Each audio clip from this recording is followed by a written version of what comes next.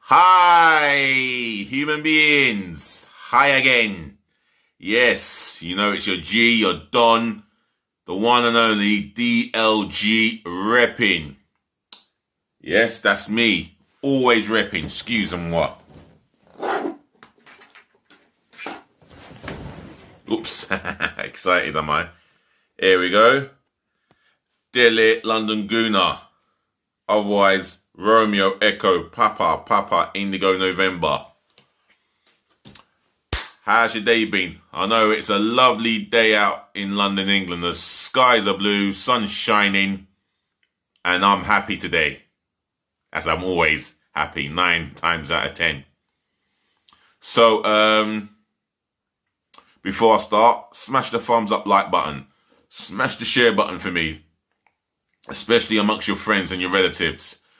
Flood my comment section with your views, your loving messages, your opinions, and always keep hitting that subscribe button for me. Over 100 subscribers. Yeah.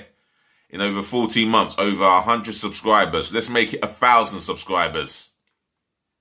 That's my aim. And then the interesting stuff. I'm counting down the subscribers. By the way, it's another 899. I know, I'm counting it down. Anyway, let's cut to the chase, man. Bayern Munich and Poland striker Robert Lewandowski will miss Poland's World Cup qualifier v England due to a knee injury, and he's likely to be a doubt for the Bayern Munich game against Paris Saint-Germain. I think that's at Paris Saint-Germain, the first leg of the Champions League, that is. Gareth Bale said that he would join the boycott if nothing is done to prevent this toxic abuse online. Which means he's aiming to follow suit like Thierry Henry did. So that's the first 2 bit of news. The last bit of news is my transfer speculation, which is all on the BBC Interactive, what I'm reading from. So let's start off with Robert Lewandowski, my idol striker, who I believe is still currently the best number 9 striker in the world of football. If there's any number 9 striker better than Lewandowski, I pull it out there. He, for me, is beyond phenomenal. Left foot, right foot goals. Even at his very best, he had the speed, strength. He had the lot. If there's a number 9 striker out there better than him, put it in the comment section below and tell me the reason why. Anyway, Lewandowski to miss World Cup qualifier. That's me reading from the head title, written in yellow. Poland striker Robert Lewandowski. Sorry, let me read that again. Poland striker Robert Lewandowski will miss Wednesday's 2022 World Cup qualifier against England at Wembley with a knee injury. That is confirmed, by the way. The 32-year-old Bayern Munich player limped off during Sunday's 3-0 win over Andorra after scoring 2 goals. The Polish FA say he faces up to 10 days out with ligament damage. 10 days with ligament damage. You sure it's not longer than 10 days? I mean, these ligament damage on the knees are fucking serious, and I want him to make a speedy recovery as soon as possible, but it might be a little bit longer than 10 days. I might be wrong. I'm no physio. I'm just assuming that his injury will heal quicker, will heal a bit longer than 10 days. Anyway, reading on. Lewandowski now has a race to be fit for Bayern Munich's Champions League quarter-final first leg against Paris Saint-Germain in 9 days' time. Well, 9 days from now, he's definitely in a big race to play the quarter-final first leg tie against Paris Saint-Germain. And I believe it's at the Parc des Princes stadium. Anyway, that's for 9 days. Without Lewandowski against England, even with Lewandowski against England, you still have to back England as favourites. against or not against Lewandowski.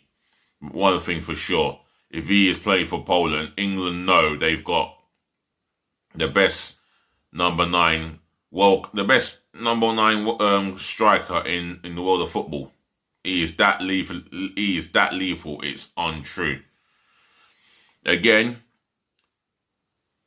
it depends on the players around him. I don't think he plays with the same quality of players for his nation than he does for his club at Bayern Munich.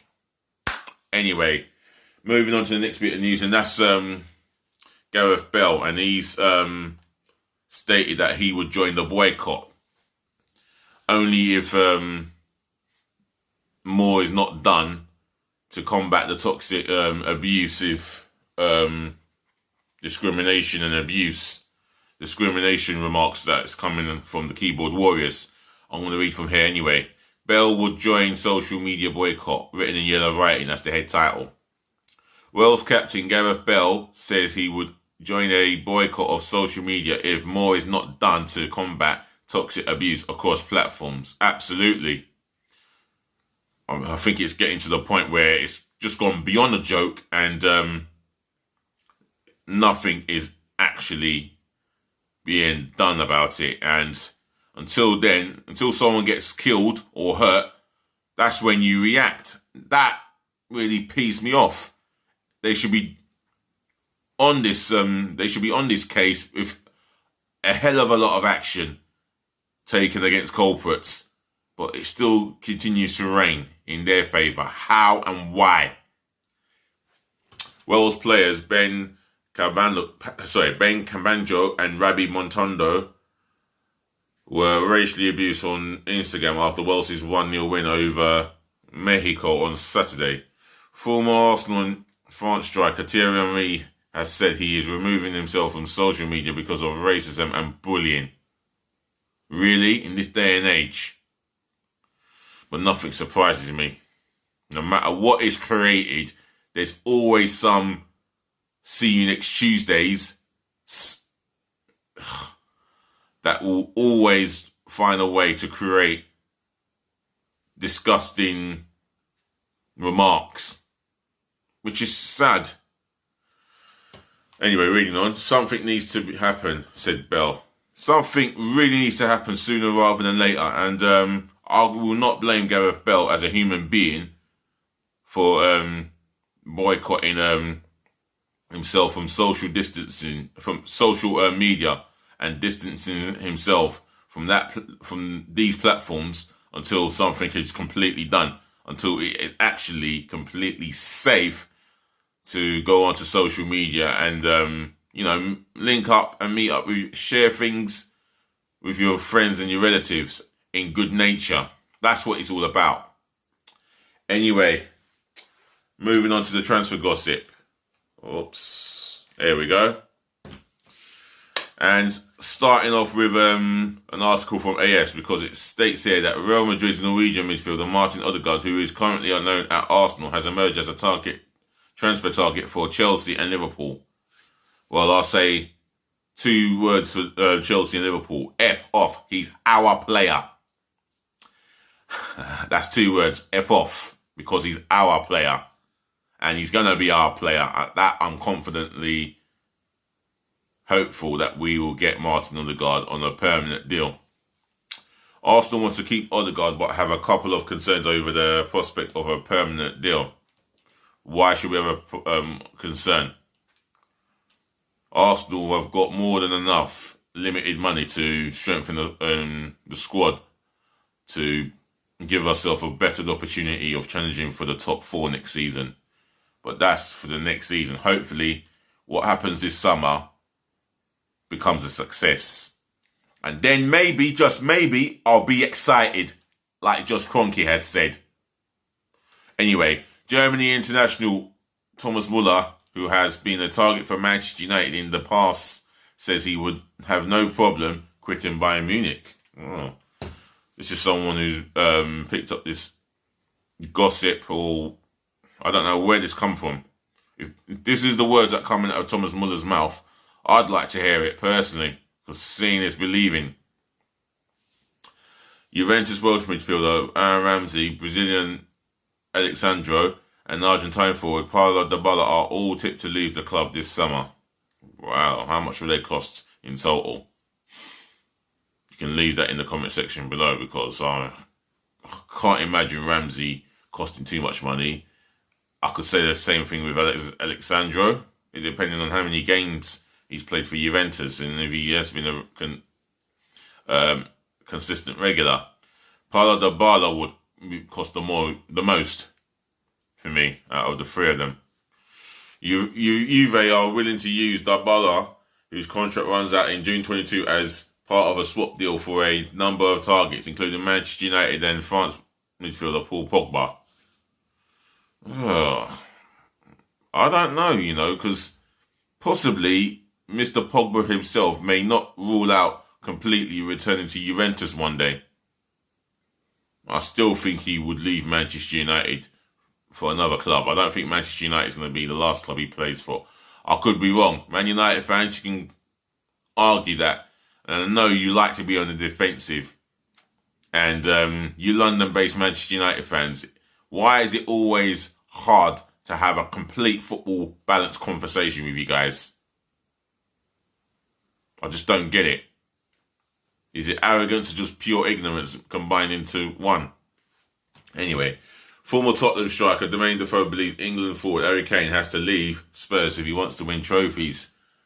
Now, that is something that I would say about Harry Kane's situation, because he's risking winning fuck all at Spurs, which would mean 14 years without a trophy, and Harry Kane would be a Spurs player for next season without a trophy. He's got to make a big decision, and this is coming from Talk Sport here. Jermaine Defoe's just telling it frank. Spurs fans, if you have a problem with what he is saying, then leave it in the comment section below. Barcelona want to extend 23-year-old France forward Ousmane Dembele's contract beyond his current deal, which runs until 2022. That's Mundo Deportivo. Well, I'll tell you what a hell of a quality talent this boy is. Well, this young man is, should I say. I would love him at Arsenal on the left. And I'll tell you something, what a phenomenal talent he would be. And my word, he'll be terrorising and skinning defenders for fun if we could have him in my team. I'll tell you, I'll be a happy guy.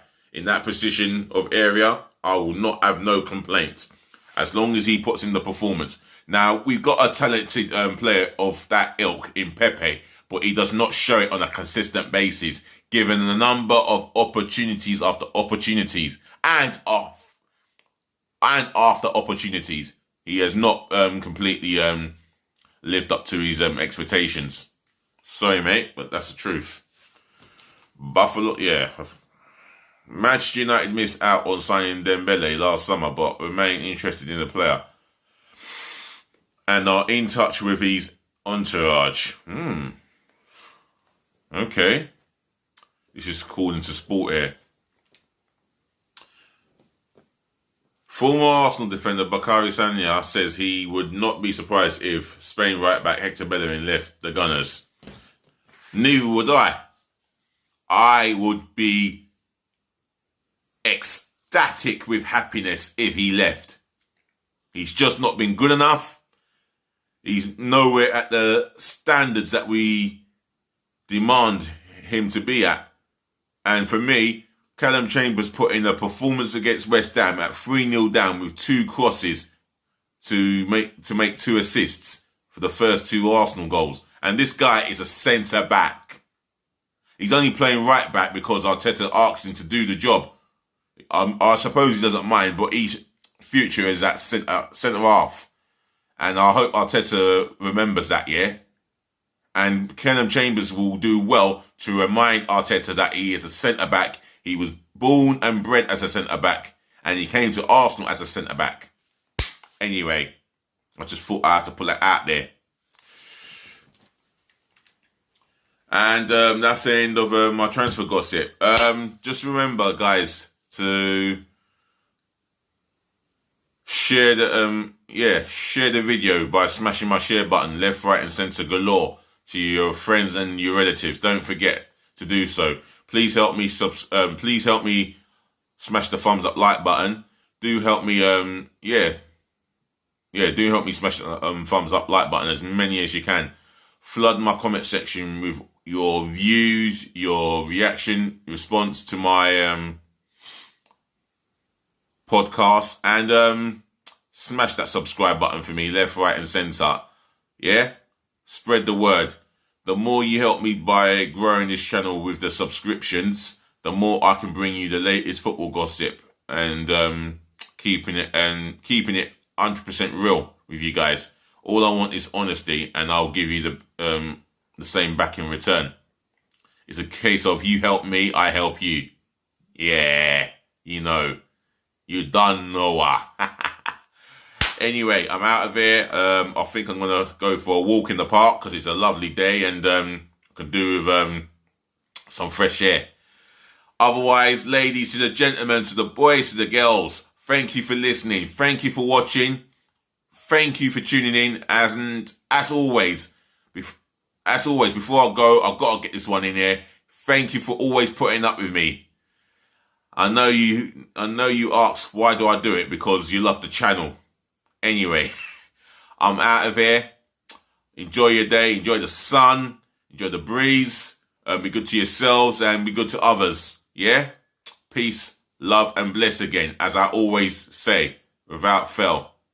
And don't forget to watch out for my preview for the Arsenal v Liverpool game, which is Saturday night, 8 o'clock kickoff. Other than that, be nice.